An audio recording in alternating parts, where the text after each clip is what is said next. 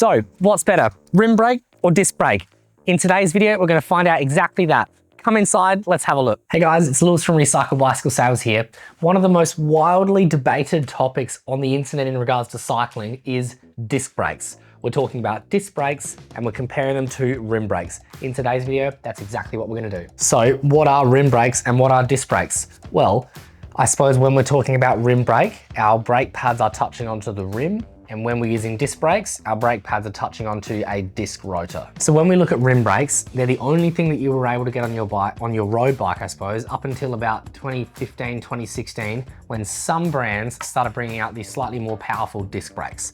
So what I mean by that is that these are not bad, these are just newer. So when looking at the difference between the rim brake and the disc brake, the rim brake uses a cable which will sort of make these two brake pads coming closer to each other. So as we pull on the brake lever, it will pull on a cable, which is going to make the brake pads come in and touch onto the rim brake, the actual braking surface on the rim. And that's what's going to slow your bike down. A disc brake will have two different parts to it. It's got one part which is connected onto the actual wheel of the bike. That's the part you're going to be braking on.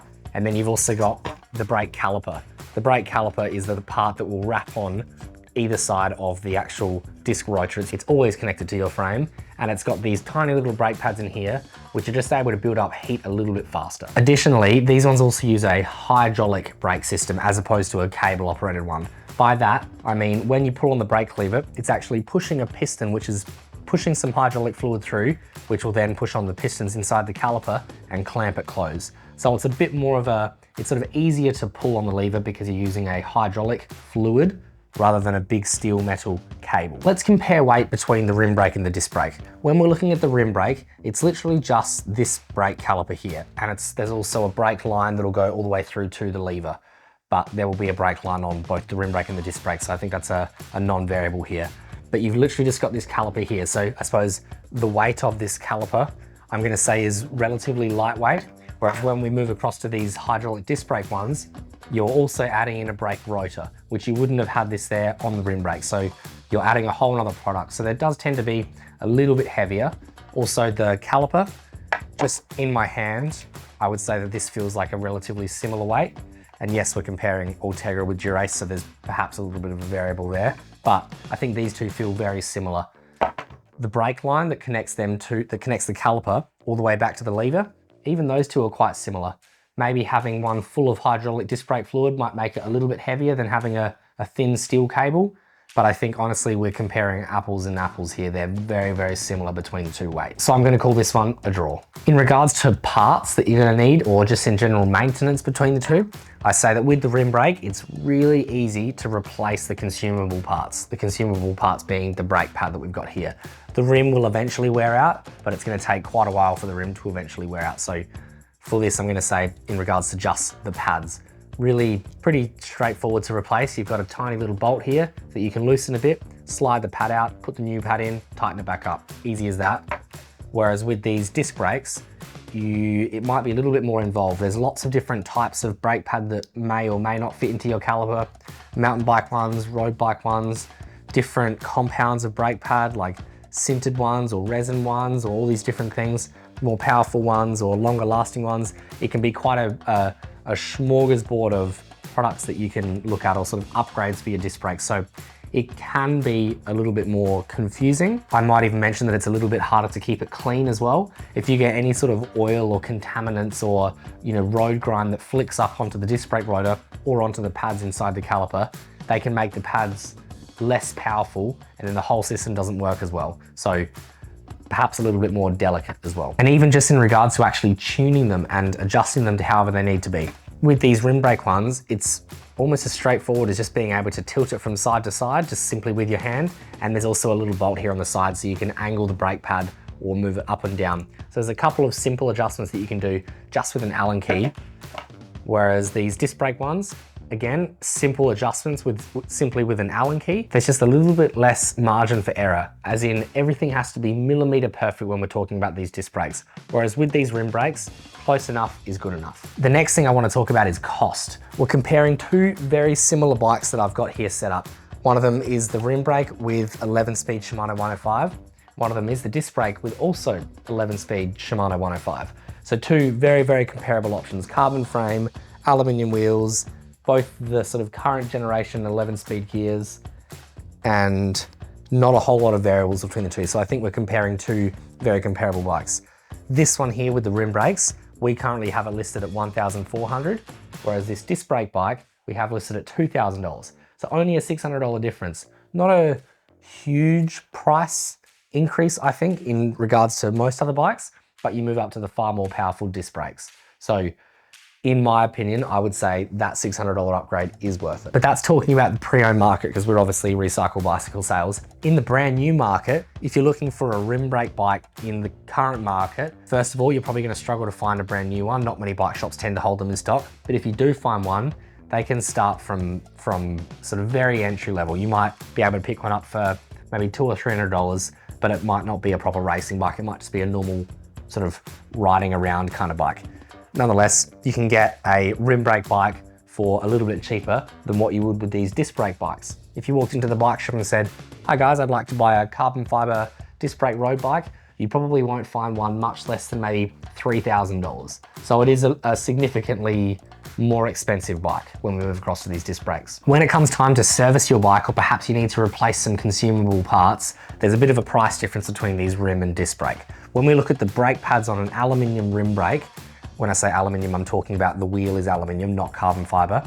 Those brake pads are about $10 each. If you had a carbon fiber wheel, you might pay more like $20 per wheel, but nonetheless, 10, 20 bucks for a set of brake pads. On these disc brake ones, the brake pads tend to start at about $30. So it's a little bit more expensive. I would argue you get slightly better performance, but it is a little bit more expensive. So they're probably the first main consumable that you're gonna go through in the brakes, specifically the brake pads. If you found yourself needing to replace the whole system, that's the lever, line, and caliper. With these rim brake and these disc brake ones, on the rim brake one, first of all, it might be a little bit difficult to source the correct part because they're becoming a little bit older now. That's probably the first thing you'll find. But in regards to price, you might spend maybe $500 for that whole sort of set there. Whereas on these disc brake ones, you might need a budget for maybe closer to almost $1,000. So the disc brakes are significantly more expensive. That's enough of the nitty-gritty technical stuff. Let's go outside in the car park and give these bikes a real world comparison. We've just jumped outside here so that we can try out both of these bikes back to back. We can try out the rim brake levers and the disc brake levers, and even just in general what the whole bike feels like. So I'm just gonna pedal around the car park here and try and give you my first impressions of what I can feel the difference between the two bikes.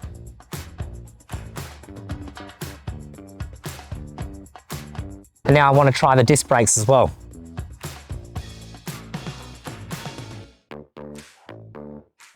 Okay, on my first little ride there on these disc brakes, I noticed two things. The first thing that I noticed is that the lever feels a little bit bigger in my hand. Not a good thing or a bad thing, just a thing, but it definitely felt a little bit bigger. And even when my hand's here, I can see all this part of the lever up here, whereas when I was on the rim brake, that wasn't quite as big because there wasn't a massive fluid reservoir sitting up there. So the second thing that I noticed is when I was braking, I could hear the sound on both of the brakes there. If I did just the front brake, I could hear it there, or if I did just the back brake, I could hear it there. Again, not a good sound or a bad sound. I could just hear that kinetic energy turning into a different type of energy, which was sound in this case. And even just at the low speed then, pedaling around the car park, if I did one brake or the other, as in one at a time, they felt very bitey, very grabby, as in when I'm riding along, almost like a knock. As soon as the brake pads touch the rotor, I could really feel it braking instantly. Whereas on the rim brake one, it was a little bit, I had to squeeze a bit harder to actually get it to really feel quite powerful. So again, none of these are good things or bad things, they're just things, but these disc brake ones definitely felt a lot more powerful. Sometimes you want more powerful, sometimes you just want to wash off a little bit of speed, so you could make good arguments both ways. That's enough of the low speed things. Let's put it in the big chainring and try some high speed stuff now. We're going to try two different brake test speeds, but we're going to try a couple of different tests within each. We'll try one at 15 kilometers an hour, we'll try one at 30 kilometers an hour, and we'll do both of them with just the back brake or with both brakes. So first one here is 15 kilometers an hour, only using the rear brake, and we're going to start on the disc brake bike. Let's give it a try.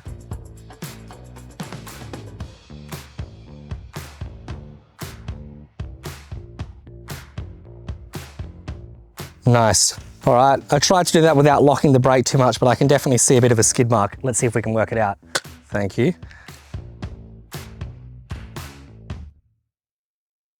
I'll be calling that a little bit further. I'm gonna say 3.7 meters to the bottom of the actual wheel there. So 3.7 meters, and that was rear brake only on the disc brake bike at 15 kilometers an hour. We've got a few other tests we're gonna run through, so we'll compare the numbers at the end.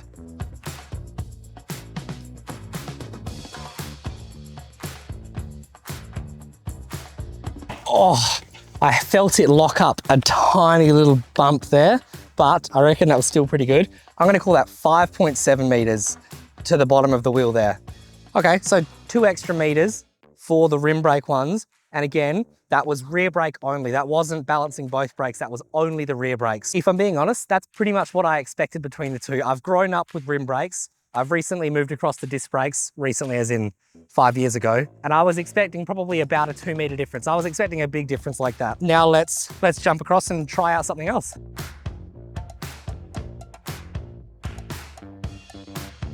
Oh, a little lock up as well. That's just shy of 2 meters, but I think we'll round it up and make it easy. We'll call that 2 meters. Well, a whole 1.5 meters shorter than just the rear brake as well. So that was both brakes at 15k an hour on the disc brake bike. All right, let's try the same on the rim brake.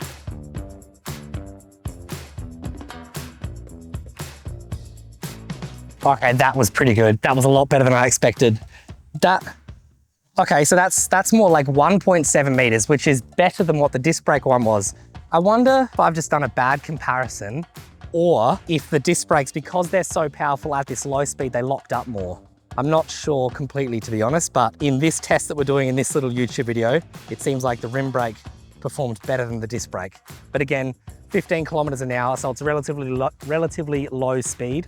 So maybe there's some other variables in that, but the rim brake won this test. So now I'm sick of riding at low speeds. Let's double it. Let's do this all again at 30 kilometers an hour.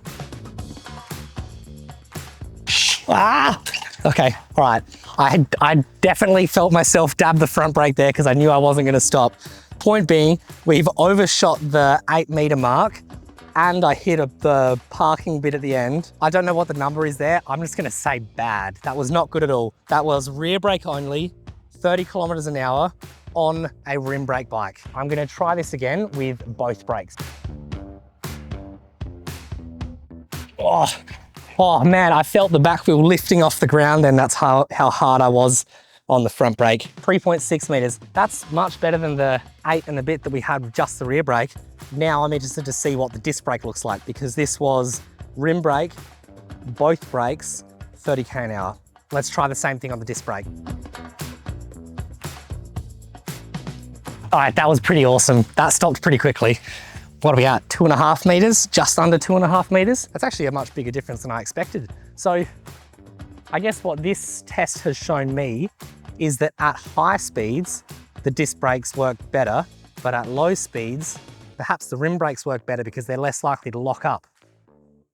I didn't know that before this video, so I've learned something here as well. So one of the things that you've probably heard if you've been following the disc brake versus rim brake arguments ever since forever, you'll know that disc brakes are known as being a lot more powerful in the wet than what rim brakes are. They're just able to handle the wet better, the rain better, I suppose.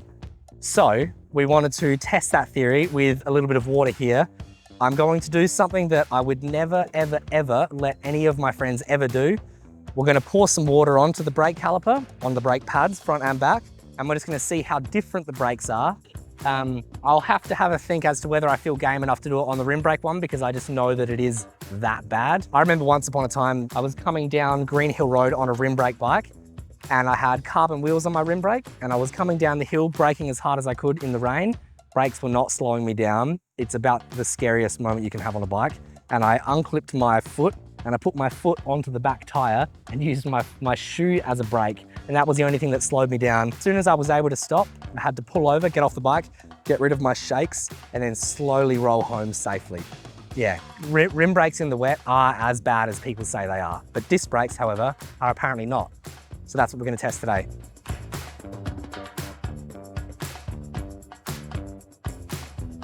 Okay, I'm gonna go do a brake test.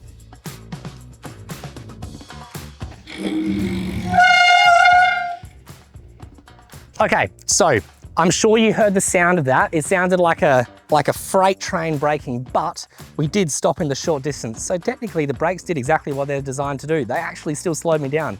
even though there was the water in there, all that lubricant. So that doesn't settle it. The disc brakes work well in the wet compared to a rim brake. That's pretty good. Now we're gonna do the unthinkable. We're gonna put water onto the rim brake and see how it performs in the same braking test as what we just did with the disc brake. I feel like I don't need to say this, but I'm gonna say it anyway because it's the internet. Don't do this at home. This is a horrible idea. This is how you hurt yourself, but we've got the camera on us. So if you're gonna hurt yourself, at least have a camera there so you can tell the story later.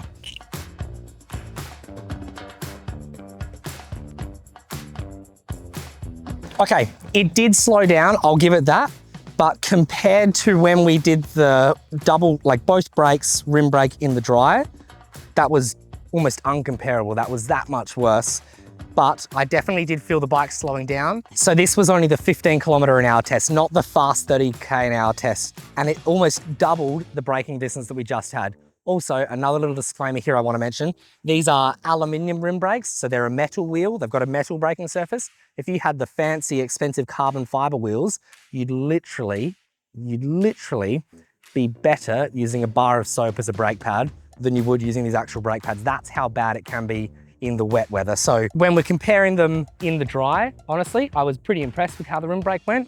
But in the wet, it's a totally unfair comparison. The disc brake is that much better. We're back inside now, and I want to talk about who should buy what. Who should be buying the rim brake bikes and who should be buying the disc brake bikes? I think there's a few different things that I want to hit on here. The first thing I'm going to say is budget. Depending on your budget, you might struggle to find your way up onto a disc brake bike.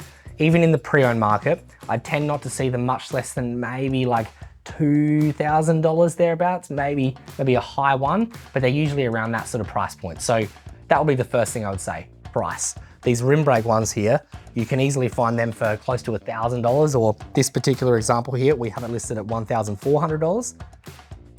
$1,400. I think another thing I like to mention here as well is even just your cycling ability. If you're just getting into road cycling and it's your first time using these drop-down handlebars, these rim brakes are absolutely amazing. They're quite forgiving in the way that as you're braking, they're not necessarily just going to lock up on you unless you really tell the brake that you want it to be locked up. Whereas these disc brake ones, because they are so powerful, you don't have to pull quite as hard on the brake lever, which can be a difficult thing to learn. When you're coming down a steep hill and you've only just moved into a road bike, you might get quite scared because you see a pothole coming up or a corner or something, and you might brake a little bit too hard. These rim brakes are a little bit more forgiving in that sense. If you're looking for performance, these disc brakes tend to be the slightly more sort of performance-based brakes. If we look at the Tour de France and the World Tour racing and that sort of thing, you'll see that almost everybody are using these disc brakes. I reckon there's two reasons for that. One reason is they're actually quite amazing, but the second reason is they ride what their sponsors tell them to ride as well. So perhaps there's a bit of a variable in that, because most brands these days tend to be making more of these disc brake bikes than these rim brake bikes. Even putting the type of bike aside, forgetting that we happen to be looking at two racing bikes here, if we were to even consider just a commuter bike, if you're riding to and from work, rain, hail or shine, regardless of the weather, you might prefer to move across to these powerful disc brakes, because as we saw in our test in the car park there, the wet weather, or the wet brake calipers at least, didn't affect the braking distance of a disc brake bike as much as it did for the rim brake bike. So if you're riding in traffic and a car pulls out in front of you because it didn't see you just yet and it's raining, you've got more of a chance of stopping in time with these powerful disc brakes than you do with the rim brake. It's also worth noting that both of these bikes will still require maintenance. So if you think you're a bike noob and don't know how to fix your own bike, it doesn't necessarily mean that it's going to be harder going these disc brakes or easier going these rim brakes. It doesn't necessarily mean anything, because you can still align the brake calipers, you can still move where the brake pads sit, you can still adjust how the lever pulls on both of these bikes. Thanks for watching, everybody. I hope you enjoyed this video, watching me test ride the bikes in the car park and almost crash into the fence at the other side. We had lots of fun making it as well. If you reckon that there's anything that you've noticed between the disc brake or the rim brake in your own life and your own sort of bike journey, let us know in the comments below. I'd love to hear your opinion as well. I know that some people are very opinionated one way or the other, so I'd love to hear what you've got to say. Otherwise, we'll see you guys in the next video. See ya.